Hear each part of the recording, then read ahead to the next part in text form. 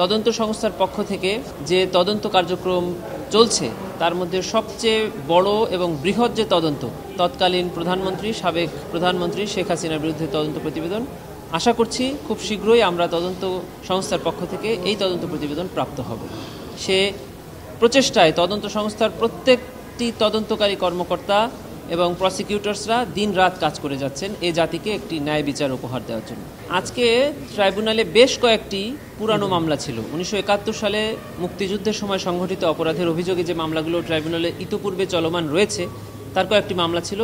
আপনারা জানেন সেই সকল মামলায় সাক্ষ্যগত এবং তথ্যগত অনেক ত্রুটি ছিল এবং আমরা 24 সালে এই ট্রাইব্যুনালের প্রসিকিউশনে নিযুক্ত হওয়ার পরে পূর্ববর্তী প্রসিকিউটরদের পক্ষ থেকে কোনো ফাইল আমরা বুঝে পাইনি। ওনারা ট্রাইব্যুনালে আসার আগেই যার যার অবস্থান থেকে পদত্যাগপত্র পাঠিয়ে দিয়েছেন।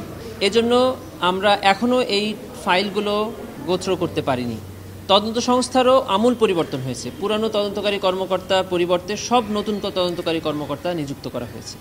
আগের যাদের সাক্ষী ছিল, যে ঘটনাগুলো ছিল, সে সকল ঘটনায় যারা তদন্ত করেছেন, যাদের সাথে সাক্ষীর পরিচয় ছিল, তাদের কোনো তদন্তকারী কর্মকর্তাই এখন আর আমাদের এখানে কাজ করছেন না, যার কারণে ওই সাক্ষীদের সাথে আমাদের নতুন তদন্তকারী কর্মকর্তার এখনো পর্যন্ত কোনো যোগাযোগ হয়নি।